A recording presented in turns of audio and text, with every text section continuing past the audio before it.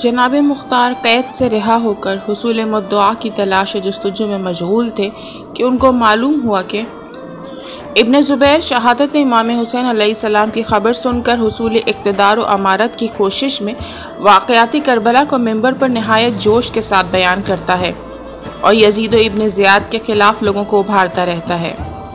जनाब मुख्तार इस ख्याल से मक्के की तरफ चल खड़े हुए कि शायद उसके साथ मिलकर अपने मकसद में कामयाब हो सकूं।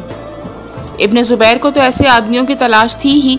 वो मुख्तार से मिलकर बहुत खुश हुआ और उनको इस शर्त पर अपना मुअय्यन व मददगार बना लिया कि जब यजीद पलीद मगलूब हो जाएगा और उस पर फतह हासिल हो जाएगी तो मुख्तार भी सल्तनत के कारोबार में शरीक रहेंगे और कोई अमर उनके मशवरे के बगैर अंजाम ना दिया जाएगा। मुख्तार ने मज़कूरा शराइत पर इब्न ज़ुबैर की बैत कर ली और उसकी तरफ से जंगी खिदमत अंजाम देने लगे। अब्दुल्ला इब्न ज़ुबैर के भाई उमर बिन ज़ुबैर ने उस पर चढ़ाई की तो मुख्तार ने उसको शिकस्त देकर गिरफ्तार कर लिया। उसके बाद हसीन इब्न नुमैर ने अजीम लश्कर के साथ मक्के का मुहासरा कर लिया तो मुख्तार ही उस हमले को रोकते रहे, यहाँ तक कि यजीद के मरने की खबर सुनकर लश्कर शाम नाकाम वापस आ गया। अब इब्न ज़ुबैर को उरूज मिल गया था। मुल्क हिजाज, कूफा और बसरा पर उसको तसल्लुत हासिल हो गया था। लिहाजा मुख्तार से तमाम किए हुए वादे फरामोश करके उनके साथ बेरुखी बरतने लगा। मुख्तार क्यों कर बर्दाश्त कर सकते थे। उन्हीं दिनों हानी बिन हिबाल हमदानी कूफे से उम्रा अदा करने आया। मुख्तार ने उससे कूफे का हाल पूछा। उसने बताया कि सुलेमान बिन सरद ख़ज़ाई इमाम हुसैन के खून का इंतकाम लेने की फ़िक्र में है, लश्कर जमा करने की कोशिश कर रहे हैं। ये सुनकर मुख्तार खामोशी के साथ रात को अब्दुल्ला बिन मुती की मदद से मक्के से रवाना हो गए। रास्ते में एक और शख्स से मुलाकात हुई। उससे कूफे का हाल पूछा। उसने कहा, कूफा इस वक्त चरवाहे का गल्ला बना हुआ है।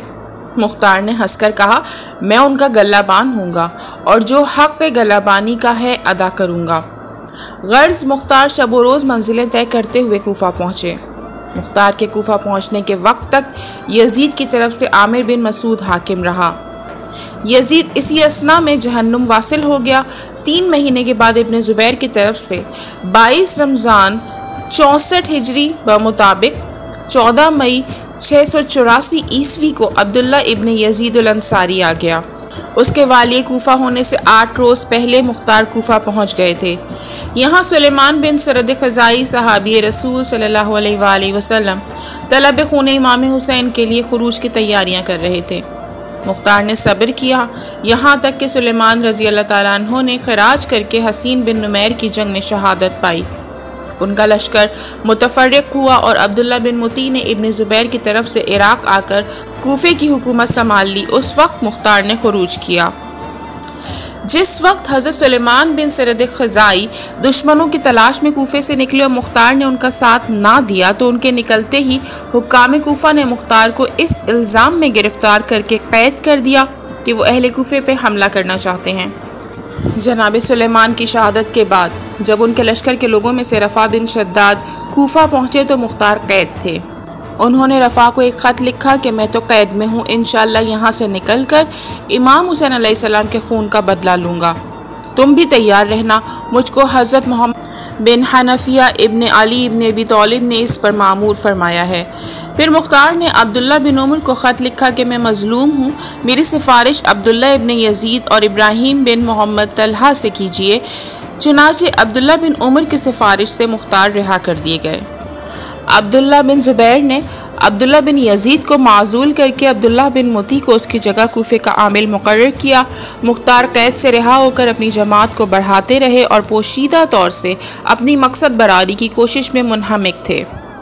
चूँकि मुख्तार ने शियाने कूफा पर यह ज़ाहिर किया था कि जनाब मोहम्मद हनफिया ने मुझे इमाम ज़ैनुल आबिदीन अलैहिस्सलाम की तरफ से खुरूज पर मामूर किया है, लिहाजा उसकी तस्दीक के लिए चंद शियाने अली जिनमें क़ुद्दामा बिन मालिक अल जशमी, असवद बिन जराद अल कंदी, शार बिन शार और सईद बिन मुनक़िस थे, जनाब मोहम्मद हनफिया के पास हाजिर हुए।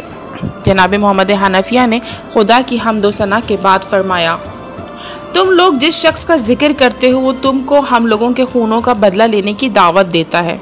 उसके मुतालिक मैं ये कहता हूँ कि मैं खुद ये चाहता हूँ कि अगर खुदा को मंजूर हो तो वो अपनी मखलूक में से जिसके ज़रिए चाहे हमको हमारे दुश्मनों के ख़िलाफ़ मदद दे, और अगर मैं ना चाहता तो कह देता कि ऐसा ना करो। 1 महीने के बाद ये वफ़द कूफा वापस आया और सीधा मुख्तार के पास पहुंचा तो वो बोले, शायद तुम लोग फितने में पड़ गए और मेरी तहरीक को मुश्तबा निगाहों से देखते हो। उन्होंने कहा कि हम तो आपकी मदद का हुक्म लेकर आए हैं। मुख्तार खुशी के मारे उछल पड़े और नारे तकबीर बुलंद किया। इब्राहिम बिन मालिक अश्तर की इस तहरीक में शिरकत। इब्राहिम बिन मालिक अश्तर बहुत जरी, जर्नल और शहर के नामवर और बाअसर लोगों में से थे। उनको मिलाए बगैर तहरीक का कामयाब होना नामुमकिन था। लिहाजा मुख्तार ने उनके पास चंद आदमी भेजे और उनको अपनी तहरीक में शामिल होने की दावत दी। इब्राहिम ने कहा, मैं इस दावत को इस शर्त पे कबूल करता हूँ कि तुम अपनी सारी कार्रवाई मेरे सुपुर्द कर दो, यानी मुझको अपना अमीर बना लो। उन लोगों ने जवाब दिया कि ये नामुमकिन है। मुख्तार हमारे पास जनाब मोहम्मद हनफिया की तरफ से मामूर होकर आए हैं। ये सुनकर इब्राहिम खामोश हो गए और ये लोग नाकाम वापस आए। उसके बाद एक रोज़ मुख्तार अपने हम ख्याल चंद अशखास को लेकर रात के वक्त इब्राहिम के मकान पे गए। उन लोगों ने बिला इत्तफाक गवाही दी कि मुख्तार जो कातलाने इमाम से इंतकाम लेने का इरादा रखते हैं, अपनी तरफ से नहीं बल्कि मोहम्मद हनफिया फ़र्जंद मौला अली अलैहिस्सलाम और इमाम ज़ैनुल आबिदीन अलैहिस्सलाम की इजाज़त और इशारा रखते हैं। आखिर इब्राहिम ने कबूल कर लिया और अपने कुनबे और ख़ानदान के साथ मुख्तार की आनत पर आमादा हो गए। इब्राहिम की शिरकत से मुख्तार की तहरीक में जान पड़ गई। ये सब लोग रातों को इकट्ठा होकर मशवरे करते थे। आखिर ये तय पाया 14 रबीउल अव्वल 66 हिजरी बरोज़ जुमेरात बमुताबिक 19 अक्टूबर 605 ईस्वी को खुरूज करेंगे। मुख्तार ने यह हुक्म दिया कि सब बरादरान ईमानी पंचशंबा की रात हथियार लगाकर इशा की नमाज के बाद अपने कोठों पर आग रोशन करें और इसको खुरूज की अलामत समझें। और सबसे पहले मैं आग रोशन करूँगा। जब मेरे यहाँ की आग देखें तो समझ लें कि मैंने खुरूज किया। फिर सब मोमिनीन अपने घरों से निकल आएँ। अगर पंचशुब्बा के अलावा और किसी दिन आग रोशन देखें तो हरगिज़ अपने घरों से ना निकलें।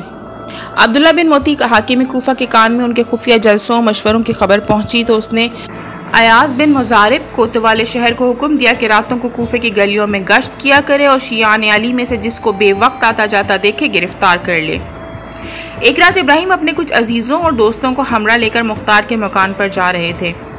अयाज ने देखकर टोका कि तुम लोग कौन हो और इस वक्त शब में कहाँ जा रहे हो। इब्राहिम ने कहा, मैं इब्राहिम हूँ और ये मेरे अहबाब व आज़ा हैं, मुख्तार के मकान पर जा रहे हैं। अयाज ने कहा, मैं जाने ना दूंगा। इब्राहिम ने उसको ललकारा। आपस में जंग हुई। इब्राहिम ने उसको कत्ल कर दिया और उसका सर लिए हुए मुख्तार के पास पहुँचे और मुख्तार के कदमों में डाल दिया। मुख्तार बहुत खुश हुए और कहा, ये फाल नेक है, और ये मशवरा किया कि आज ही खुरूज कर देना चाहिए। चुनाचे ऐसे ही किया गया। ये खुरूज तारीख़ मुकर्ररा से एक रोज़ पहले यानी 13 रबीउल अव्वल 66 हिजरी बमुताबिक 18 अक्टूबर 605 ईस्वी रोज़े चहारशंबा बिला कसद व इरादा हो गया। मुख्तार ने अपने सरदारों को हुक्म दिया कि कूफे की गलियों में यसारत अल हुसैन की मनादी करा दें। मुख्तार के लश्कर का यही नारा था। ये आवाज़ें सुनकर कोई ना निकला। आग रोशन की गई, नकारे बजाए गए, मगर सब ने यह समझा कि दुश्मनों का मकरो फरेब है, क्योंकि इस शब खुरूज का वादा ना था। इब्राहिम ने कहा, इसमें हमारे दोस्तों की कोई ख़ता नहीं, क्योंकि कल की शब खुरूज करार पाया था और हर तरफ दुश्मनों की तरफ से नाकाबंदी भी है। हर तरफ की राहें मसदूद हैं। मैं जाता हूँ और मोमिनीन को लाने की कोशिश करता हूँ। मुख्तार से ये कहकर इब्राहिम रवाना हुए और शामियों की मस्जिद तक जा पहुँचे। वहाँ शियों का एक बड़ा मोहल्ला था जिसमें 400 शियाने अली रहते थे। इब्राहिम वहाँ पहुँचे। वहाँ अब्दुल्ला बिन मोती के 300 सवार मौजूद थे। उन लोगों ने इब्राहिम से पूछा, तुम कौन लोग हो? इब्राहिम ने कहा, मैं इब्राहिम इब्न मालिक अश्तर हूँ, और तुम कौन हो? एक शख्स ने कहा, मैं तेरा और तेरे इमाम का दुश्मन हूँ, मेरा नाम उमर बिन हुज्जाज है। ये मालून सरदारान कूफा से था और मार्का करबला में इमाम हुसैन अलैहिस्सलाम से लड़ने गया था। इब्राहिम ने पूछा, तू क्या चाहता है? उसने कहा, मैं तेरा सर चाहता हूँ। इब्राहिम ये सुनकर गज़बनाक हुए, उस पर हमला किया। वो मलून हमले की ताब ना लाया और भाग खड़ा हुआ। इब्राहिम ने माँ अपने हमराहियों के उसका ताक़ुब किया और उसके साथियों में से 40 आदमियों को मार डाला। फिर वहाँ के मोमिनीन के पास गए, उनको खुरूज की इत्तला दी और उनको सवार करके मुख्तार की तरफ रवाना किया।